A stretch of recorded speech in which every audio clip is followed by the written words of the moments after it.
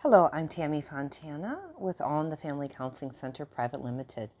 Today I'm addressing one of the most common things that people come into for therapy is for communication issues.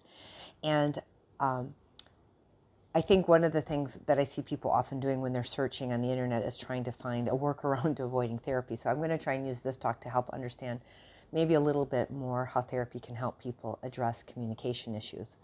So one of the things I like to make a distinction between is talking versus communicating. And one of the biggest challenges that people have is they don't understand the difference. Talking is simply telling somebody information, telling them facts, telling them data, telling them your perspective. That's talking.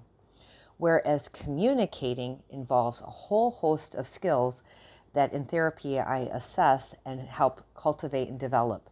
And we do them together in therapy so that you can do them at home. So communicating is I may share with you information about my perspective, how I feel. Then I have to stop and check, hey, what was the message you heard me say? Most people don't do this. They think, no, I got it. Most time people don't get it. First you got to check, hey, what did you get? What did you understand me to say? And when the person gets wrong, you can't take it personally. Two, you got to check if they did get the message correctly, how did it make you feel? And then we got to be curious and maybe have a dialogue going back and forth.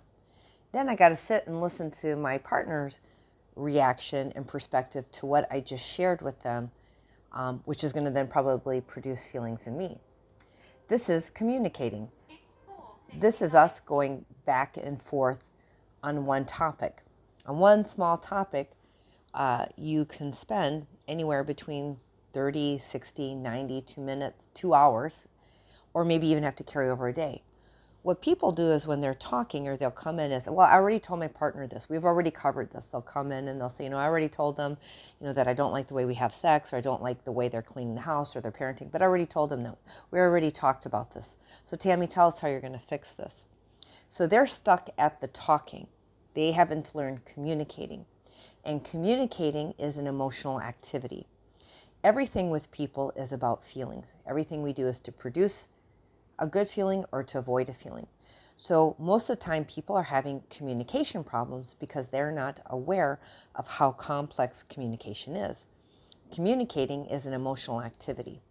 And to address the emotions, you have to have a huge amount of self-awareness, great tolerance for your own negative feelings, tolerance for somebody else's. You have to have very good boundaries so you know about yourself and understanding my feelings are about me, your feelings are about you.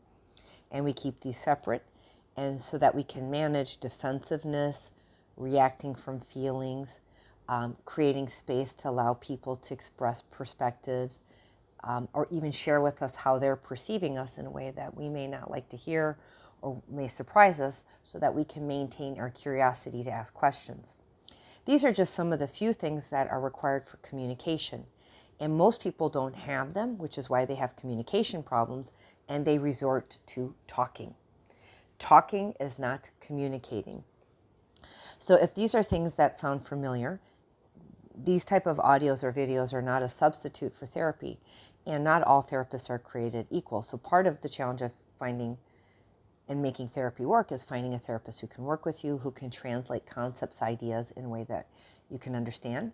In my therapy, I work with people. And one of the biggest challenges in therapy is making clients aware of themselves and kind of holding up a mirror to them, because many people think they're good talkers or communicators, and it's often painful to find out that maybe they're part of why they're having challenges in their relationship. So finding a therapist who you can work through that with is really, really important, because therapy, unfortunately, is quite painful. It can be quite confronting because you need to be made aware of something in order to change it and to practice it. And that's the process of therapy. So I hope you found that helpful. If you have questions, you can reach out to me. I work with clients from around the world. I work across multiple time zones and happy to answer questions. Thank you.